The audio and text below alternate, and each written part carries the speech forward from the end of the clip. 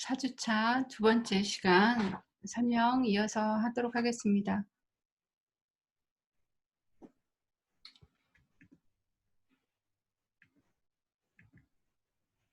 사이트 분석에 대한 내용이에요. 사이트는 이제 올해 상업공간 디자인의 경우에는 사이트를 서울 특별시 상권을 중심으로만 선정하라고 이제 저희가 한정하기로 했어요. 그전에는 천안도 있었고 좀 지역이 다양하게 있었던 것 같아요. 근데 올해는 좀 더 서울 지역으로 한정을 하기로 해서, 그러면 서울에는 뭐 서울에 대해서 더 잘 아는 친구도 있겠지만 대략적으로 서울 어느 곳이 상권 으로 좀 더 형성이 되어 있는지 살펴보고, 여러분들이 지금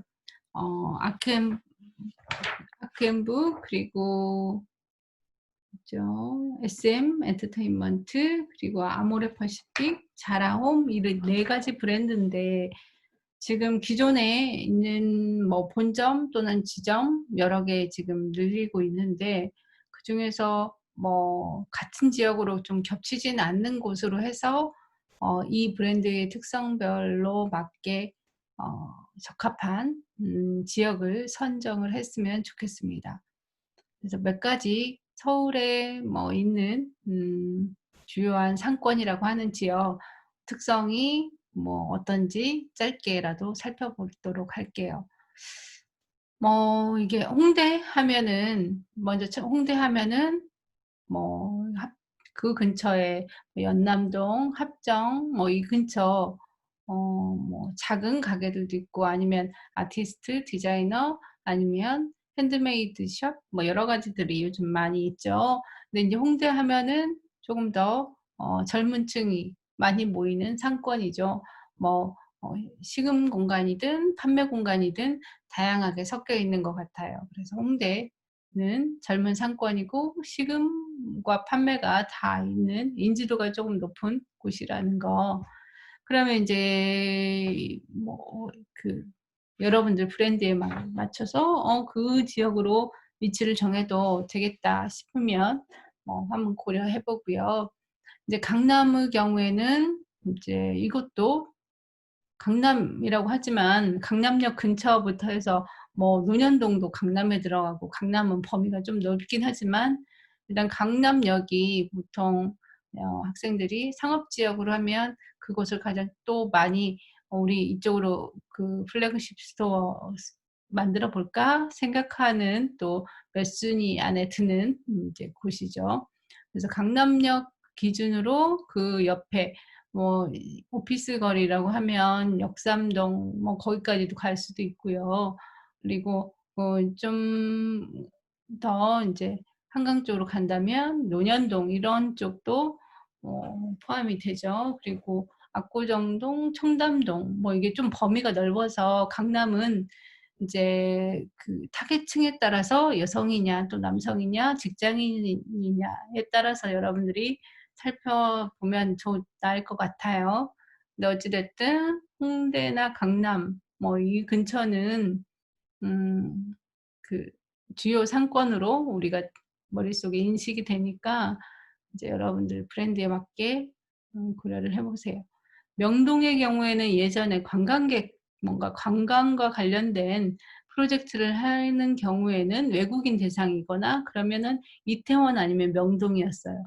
그래서 명동의 경우에는 외국인을 겨냥한 상업지역이 발달돼 있었다는 거. 신촌이나 이대 같은 경우는 과거에 이제 젊은 상권이었죠. 근데 이 신촌과 이대에서 홍대 쪽으로 좀 넘어와서 근데 이제 거리상은 가까우니까 연결성을 줄 수도 있겠죠. 그 둘의 중간 지점. 그리고 이제 잠실 이쪽은 주변에 상업 지역도 있고 주거 지역도 같이 있는 편이죠. 그래서 이곳은 관광객들을 위한 곳이기도 하고 그런 곳이 될 수도 있고, 가족 관련돼 가지고 뭔가 함께 올 수 있는 장소로도 적합할 것 같아요. 왜냐하면 이곳이 인제 그 롯데월드도 있고 하기 때문에. 근데 주변에 생각보다 또 아파트 단지나 이런 주거 그 단지도 꽤 있단 말이에요. 그래서 잠실은 그 고객층이 되게 다양화될 수 있어서 이것도 음 뭔가 이게 브랜드가 들어서기 적합할 것 같다는 생각이 들어요. 건대는 건대도 상업지역으로 예전에 비해서는 많이 알려졌는데 여기는 좀 연령층이 좀 낮죠. 10 대에서 20대 정도. 그리고 이곳은 좀 약간 그 판매보다는 식은 공간이 쪼끔 더 많은 것 같아요. 그래서 그리고 성수도 성수역에 막 그 요즘 그 좀 더 인기 있는 뭔가 좀 핫한 플레이스들이 많아지죠. 그래서 건대 근처여도 좋고 뭐 성수역 근처여도 좋을 것 같습니다. 이제 어린 연령층의 뭔가 브랜드인 경우에는 고려해도 되겠죠. 영등포구는 지금 브랜드로 보면 아모레퍼시픽 본사가 영등포구에 있죠. 영등포 근처에 있고 여기도 가족을 겨냥한 다양한 연령층을 뭔가 타깃층으로 하는 브랜드가 들어와도 될 것 같아요. 젊은 층이든 가족이 인제 다 함께 올 수 있는 게 주변에 그 근처에 인제 주거 단지도 있고 인제 상업 지역으로 다양한 백화점들이 있는 곳이어서 그리고 교통상으로도 영등포역이 인제 교통으로도 여러 인제 그 교차하는 인제 곳이기 때문에 이것도 좋을 것 같아요. 근데 인제 다 브랜드 4 개가 특성이 좀 달라서 어느 타깃층을 하느냐에 따라서 뭔가 선정지가 달라지겠죠. 그리고 그 지금 아크앤북 같은 경우는 직장인 30 대에서 60 대라고 했는데 그 뭐 그 직장인도 쪼끔 더 특성화할 필요가 있을 것 같아요. 그러니까 구로 디지털 그 역 이나 그런 단지에 보면은 거기는 뭐라고 하나? 직장인들이 어떤 직장인들이 더 많은지 약간 그 인제 뭐 그 생산, 제조 뭐 또 그 화이트 칼라 다 이렇게 섞여 있는 지역이거든요. 그래서 여기는 어떤 직장인을 쪼끔 더 중점을 줄 건지 그리고 인제 이 지역 같은 경우는 구로 디지털 단지는 인제 주말에는 사람들이 별로 없어서 이제 주말이 생각보다 토, 일 이틀인데 사람들이 적으면 뭔가 인제 이곳 식음이든 판매 공간이든 방문하는 사람들이 좀 적어지겠죠. 점심때는 이곳에 그 식은 공간들은 많이 이용객들이 있다고 해요. 그래서 이곳도 직장인들이 많은 공간이긴 하지만 뭔가 인제 브랜드 특성에 맞게 이제 다시 생각을 해 봐야 되겠죠. 신도림 뭐 여기도 있고 근데 신도림 그 떠올리면 주변에 뭐 백화점이 있어도 인제 되게 오래된 지역이잖아요. 그래서 여기는 뭔가 새로운 건물이 들어서도 '아 되게 좋겠다.' 하는 느낌은 좀 덜합니다. 하지만 이제 고속터미널 같은 경우는 뭐 오래된 장소이긴 하지만 거기에 새로 백화점도 들어섰고 또 여러 가지 인제 그냥 그 버스를 타는 고속버스를 타는 공간이라기보다는 생각보다 약속을 하거나 거기서 문화를 즐기거나 뭐 하는 공간으로 있어서 고속터미널도 상권으로는 좋을 것 같습니다. 그리고 인제 가로수길 같은 경우는 쪼끔 더 유행에 민감한 그리고 인제 패션 브랜드가 되게 많이 들었죠. 그리고 브랜드 샵도 되게 많고 그러니까 이곳은 가로수길 떠올리면 유행에 민감한 또는 뭔가 쪼금 더 트렌디한 그래서 인제 패션이나 뭔가 그 디자인 샵들 디자인을 좀 그 특징으로 하는 샵들이 많다는 거. 그리고 인제 신림동은 식은 공간이 좀 더 많죠. 인제 젊은 층, 중장년층 모두 있고. 종로는 중장년층이고 여기도 인제 특성에 따라서 근데 저희 브랜드 특성으로는 종로는 어떨지 모르겠네요.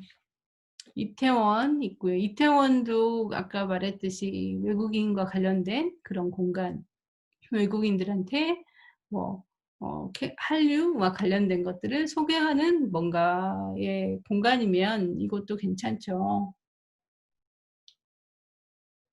뭐 노원, 성신여대 이런 데 있고 광화문, 여의도 아크앤북 처음 생겼을 때 인제 광화문 시청 근처에 있어서 이제 아무튼 광화문은 대표적으로 제일 먼저 떠오르는 것은 교보문고죠.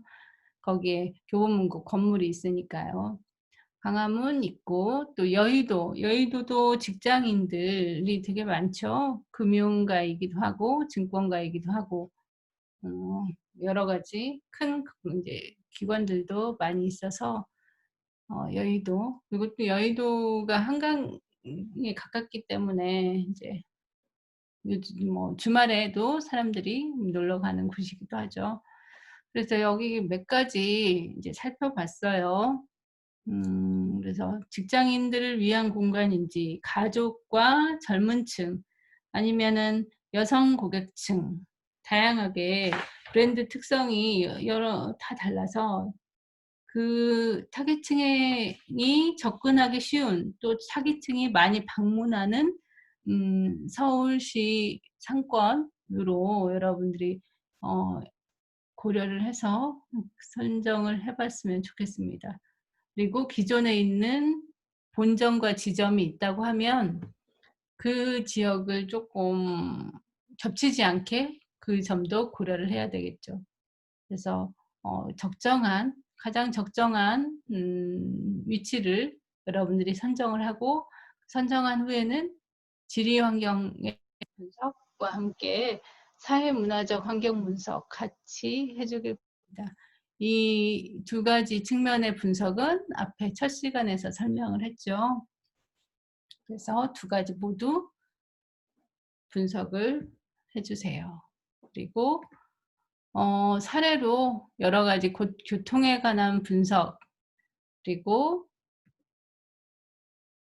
뭐 사람들의 보행 흐름이라든가 이거는 다양하게 시각화된 자료를 찾아본 예예요. 도시의 축이라든가 도시의 축은 뭐 방위로 설정할 수도 있지만 어떤 큰 랜드마크적인 위치를 바탕으로 뭔가 축을 선정할 수도 있고요. 아니면 교통의 큰 흐름을 가지고 축을 선정할 수도 있어요. 축이란 건물을 배치하는 기본이 되는 방향이라고 볼 수 있죠. 그래서 저기 있는 것처럼 다양하게 뭐 교통이든 어떤 흐름이든 물류의 흐름이든 아니면 랜드마크에 대한 뭔가 방향성이든 다양하게 그거는 설계자가 디자이너가 설정을 하면 되는 거예요. 그래서 이거 시각화하는 것도 중요하니까 이 시각이 좀 색상이나 형태적으로 잘 시각화된 예를 찾아봤습니다. 여기 이것은 주변 환경 분석할 때 저기 보면 메인 그린 구조 그리고 주변에 뭔가 어 빌딩의 분포라든가 이런 것들을 나타낸 것을 보여준 예예요. 사이트를 크게 정했다고 하면 주변에 뭐 상업지역인지 아니면 그린 지역인지 오피스 블록인지 그리고 각 도로의 연결 관계 중에 큰 뭔가 연결성 있는 것들 그리고 노드라고 하죠. 어떤 점 이런 것도 지역이나 도시 안에서 그 랜드마크적인 아니면은 그 지역에서 뭔가 크게 사람들이 부각되는 장소성이 있는 곳들을 연결하면 그 또한 이 뭔가 지역적인 사이트에서 분석할 내용이 되기도 해요. 그래서 이런 것들 뭐 시각적으로 참조하길 바랍니다. 시각적인 참조의 예예요. 왼쪽에 보면은 주변에 수변 공간, 워터프론트 공간이 있고 주변에 문화적인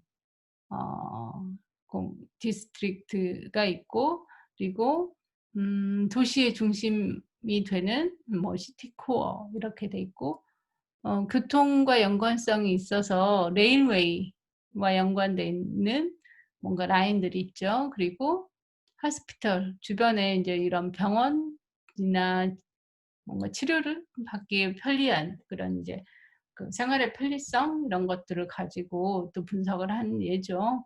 그리고 도로의 접근성이나 연관성이 그 위치에 있는 중요 지점과 어떻게 되어 있는지 나타낸 것이 왼쪽 이미지입니다. 오른쪽은 이게 언어가 영어가 아닌 걸로 나와 있는데 이미지로만 참조로 보세요. 주변에 소음 관계, 그 일조가 지나는 곳, 그리고 그 건물과 건물의 시각적인 어, 시각적 연결성이라고 해야 될까요? 이런 화살표로 나타낸 것들이 어떤 건지 여러분들이 좀 살펴보고, 이게 시각적인 것이 트여 있을 수도 있고 막혀 있을 수도 있잖아요. 그리고 물 흐름과의 연관성, 뭐 수변 공간과의 연관성 이런 것도 주변을 분석해 보면, 서울 시내에서는 한강도 있고 청계천도 있는데 이제 그런 이제 주변에 여건이 있다고 하면 이제 자연환경 분석뿐만 아니라 이제 사회 문화적인 그런 관계에서 위치 분석도 해야 되겠죠. 그래서 사이트 분석은 방금 전에 얘기한 것처럼 지리적인 환경 분석 플러스해서 사회 문화적인 환경 분석 같이 해주길 바랍니다. 시각화하는 것 되게 중요하죠. 지금은 완전히 뭐 잘 다듬어진 시각화되지 않은 것이라도 스케치든 무엇이든, 그리고 최종적인 이제 기말 발표에서는 정말 방금 전에 보여준 것처럼 시각적인 가독력도 있고 표현력도 좋은 이미지로 여러분들이 만들어야 되겠죠. 다음으로는 스페이스 프로그래밍에 대한 내용이에요. 스페이스 프로그래밍은 여러분들이 뭐라고 해야 될까요? 주거공간 디자인에서는 그 조닝을 들어가기 전에 스페이스 프로그래밍은 이런 거죠. 그 주거 공간에 각 필요한 공간마다 어느 정도 적정한 면적이 있고 용도가 무엇이고, 그리고 필요한 가구나 물품이 있으면 어떤 것들이 있었는지 목록화해서 써봤을 거예요. 이제 지금 이번 하는 사무공간에서는 두 가지 공간들이 같이 있죠. 판매 공간과 또 하나는 식은 공간. 각각 개인이 맡은 공간이 다를 거예요. 하지만 뭐 식음 공간이든 판매 공간이든 한 가지 이상 다 여러분들이 맡아서 분석을 해야 되고 뭔가 정리를 해야 되기 때문에 그 내용 이제 좀 더 설명하도록 하겠습니다. 스페이스 프로그래밍은 공간의 용도, 구성에 대한 계획이죠. 그리고 아직은 조닝을 하진 않을 거라서 동선의 연결이나 분리에 대한 것은 향후에 진행을 하도록 할게요. 사이트 분석 후 공간 프로그래밍 하는 내용을 정리할 때는 공간의 용도나 구성, 그리고 필요한 기능에 대한 목록들 여러분들이 먼저 작성해 보면 좋겠어요. 그리고 이런 것들이 되면 이제 전체적인 이제 컨셉 단계로 그 다음 주에 진행을 할 예정입니다. 그래서 스페이스 프로그래밍은 무엇이냐 하면은 공간의 적정한 규모, 면적, 기능의 효율성을 생각해서 전체 공간 내에 또 세부 공간 이것들을 어떤 특징으로 만들 것인지 표로 만들어도 되고 시각화된 뭔가 다이어그램으로 표시를 해도 됩니다. 근데 뭐 아직은 조닝처럼 조닝과 서큘레이션까지 나타낸 뭔가 시각화를 하지는 않아도 되겠어요. 이런 거죠. 아직은 건물 형태가 나오지 않아서 어 이게 특정화된 형태를 그릴 수는 없지만 여러분들이 생각하는 우리가 생각하는 건물의 이 뭐 시공과 판매 공간이 어떻게 연결될 거야. 그리고 각 층이 대략적으로 향후에 바뀔 수도 있지만 지금 단계에서는 어떻게 연결되고 각 공간으로 접근이 될 거야라는 내용들이 조금 더 지금 단계에서 어 나왔으면 좋겠습니다. 뭐 건축물의 형태는 계속 몇 번의 수정을 거칠 것이기 때문에 이 내용 또한 바뀔 수는 있어요. 근데 초기 단계에서는 이렇게 우리가 계획을 했다. 근데 점차 뭔가 수정 보완이 돼서 이렇게 뭐 2 차, 3 차의 최종 형태는 이렇게 바뀌었다라고 뭐 전체 과정상 설명을 해도 되기 때문에 지금 단계에서 여러분들이 생각하고 있는 전체 건물에서의 각 공간의 연결 및 접근 어떻게 되는지 이 이미지처럼 뭔가 지금 색깔별로 나타냈죠. 이거 색깔로 보면 하나, 둘, 셋, 넷, 5개 이 용도가 약간씩 다르구나. 근데 연결과 위치는 이렇게 되어 있네. 뭐 그래서 대략적으로 여러분들이 표현을 해 봤으면 좋겠어요. 바뀔 수도 있지만요. 이것도 시각화된 자료예요. 예를 들어서 1 층에 뭐 미팅 시네마하고 카페가 1-2층 이렇게 돼 있지만 다른 부분하고 뭐 식료품점, 그로서리하고 레스토랑이 어떻게 연결되는지 스파하고 저런 식으로라도 그 연결성, 전체 건물에서의 각 뭔가 용도가 다른 공간의 연결성이 어떻게 되나.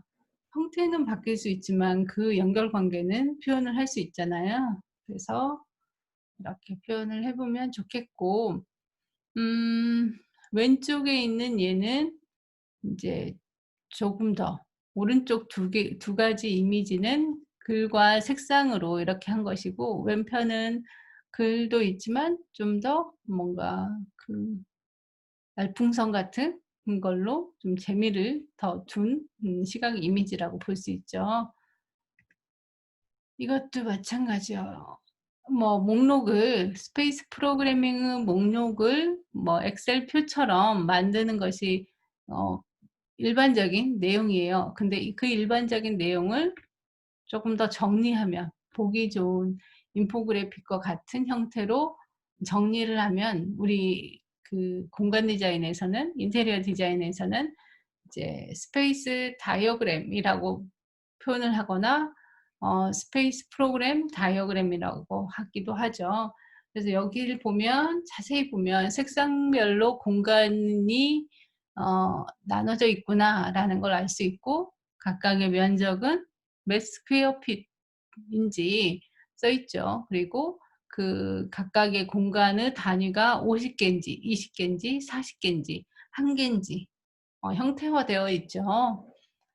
그래서 이렇게 유닛이란 뭐냐 같은 비슷한 예를 들어서 리테일 샵이 10 개가 있다 하면 리테일 샵 10 개가 같은 색상으로 표현이 되겠죠. 근데 커다랗게 뭔가 커뮤니티 스페이스는 한 유닛이다 하면은 커뮤니티 스페이스는 유닛이 한 개인 거죠. 그리고 적정한 면적은 얼마이다. 이렇게 그림 이미지로 표현이 될 수도 있어요. 그래서 스페이스 어 프로그래밍은 거의 인제 이미지보다는 목록화된 엑셀과 같은 뭔가 표 형식으로 표현한 것이 스페이스 프로그래밍이라고 볼 수 있고요. 스페이스 프로그램으로 끝나면 뭔가 텍스트보다는 이미지로 보여주는 경향이 더 큽니다.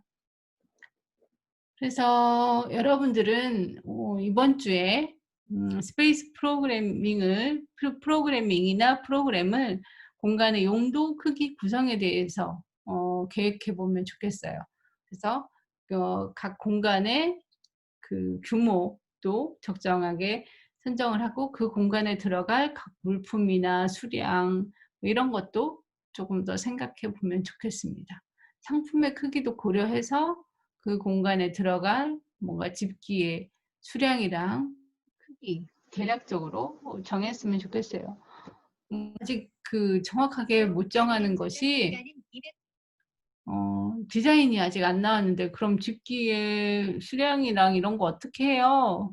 물어볼 수도 있는데 기본적인 크기가 있잖아요. 그래서 가로, 세로, 높이 이 정도 크기가 몇 개가 정도 들어갈지 형태는 달라질 수도 있지만 그리고 크기도 조금 더 커질 수도 있고 작아질 수도 있지만 여러분들이 한번 정해 보라는 거죠. 왜 정해야 하냐면 스페이스 프로그래밍이라는 단어 자체가 어 향후에 여러분들이 계획하는 공간에 대한 정보를 나열해 보면 그것이 이제 향후에 디자인을 할 수 있는 공간에 대한 디자인을 할 수 있는 기초적인 정보가 자료가 되기 때문에 그래요. 그래서 그러면 그 빌딩에 대한 또는 공간에 대한 정보는 어떻게 모아지고 분석되고 해석이 되어야 하는지 그거는 객관적인 자료 뭐 아니면은 그냥 우리가 기능적 효율성을 위해서 뭔가 생각해 볼 수 있는 목록들이 있잖아요. 그것들을 써 보는 거예요. 이렇게. 그냥 이건 제가 예시로 만들어 본 겁니다. 이거와 좀 달라져도 돼요. 근데 글씨가 쓰면서 왼쪽에 있는 것들은 아랫단으로 내려와 버렸네요. 다시 수정해서 PDF는 올릴게요. 공간이 예를 들어서 판매 공간이라고 하면 크게 기본 공간 구성이 쇼윈도우, 디스플레이, 캐시어, 어메니티, 레스트룸, 스토리지, 스텝 오피스 이렇게 나누었다고 봐요. 그러면 이 쇼윈도우에서도 뭐 예를 들어서 세부 공간이 있다고 하면 용도상 여기에는 무슨 공간 있고 이 공간은 어떤 쓰임이 있는지 설명을 좀 써주면 더 좋겠죠. 그러면 내가 그 공간에 대한 정의를 내리고 나는 이 공간을 어떻게 써야겠다 하는 것이 좀 정리가 되기 때문이죠. 어메니티 같은 경우도 판매 공간인데 어메니티 나는 이 어메니티에서 뭘 하지? 그런 게 없으면 나중에 이 공간을 도대체 있게 할 것인가 없게 할 것인가 자체도 고민이 되거든요. 뭐 캐셔는 있어야 되고 디스플레이 공간은 뭐 그 주출입구를 기준으로 양쪽 옆에 다 있게 하려고 하면 크기도 커지겠죠. 뭐 하나인 디스플레이 공간보다는 뭔가 중간에도 있고 뭔가 이렇게 디스플레이 공간이 벽면 전시 또는 중앙 전시 뭐 이렇게 여러 개로 나뉜다고 하면 그것도 써 주세요. 여러분들 그 공간 분석할 때 보면 이 브랜드는 벽면 전시가 선반영으로 돼 있어. 아니면 벽면 전시가 장으로 돼 있어. 그러면 이제 그런 것들 상세히 써 놓으면 스페이스 리콰이어먼트에 필요한 집기 종류, 수량 그리고 거기에 진열 상품이 이런 것들이니까 집기가 이런 것 필요하고 그러면 디스플레이 할 때 고려할 사항은 무엇인지 이걸 다 써 놓으면 실제로 나중에 기능적으로 공간을 뭔가 이제 배분하거나 뭐 조정할 때 '이걸 얼마큼 해야 되지?' 하는 게 조금 더 좀 더 명료화되지 않을까 싶습니다. 그래서 이것들을 표로 만들어 보고 이제 적정한 면적, 대략 내가 전체 공간에서 나의 판매 공간에서 또는 나의 식은 공간에서 이 세부 공간의 기본 요소들이 이렇게 나뉘는데 그 공간들은 대략 어느 정도 면적으로 해야겠다. 차지하는 퍼센트는 몇 퍼센트 정도 해야겠다. 이걸 정하면 좋겠어요.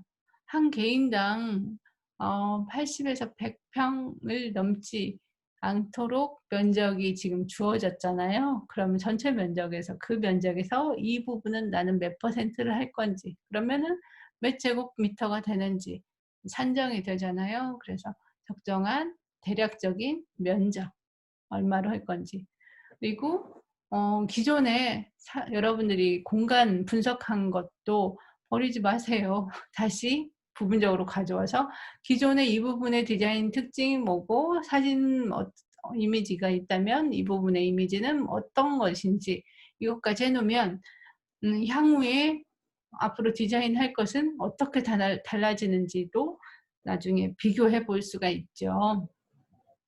그래서 이런 것처럼 목록화해서 상세히 내가 디자인하기 위한 뭔가의 자료를 수집하고 그것을 뭔가 이제 향후에 그럼 나는 어떻게 해야겠다 하면은 그게 내가 필요한 공간에 맞춰서 해석이 새로 되어야 하잖아요. 그러면 그런 것들 이렇게 여러분들이 좀 더 일목요연하게 볼 수 있는 내용으로 정리가 되면 좋겠습니다. 실제로 스페이스 프로그래밍은 이렇게 엑셀로 목록화하기도 해요. 여기 보면 나이키 스토어에 대한 스페이스 프로그램이에요. 여기 보면 룸 이름이 뭐 여기 보면은 우먼과 뭐 키즈 그리고 맨즈 어페럴도 있지만 슈즈 부분은 사커, 바스켓볼, 러닝, 풋볼 뭐 이렇게 다 있잖아요.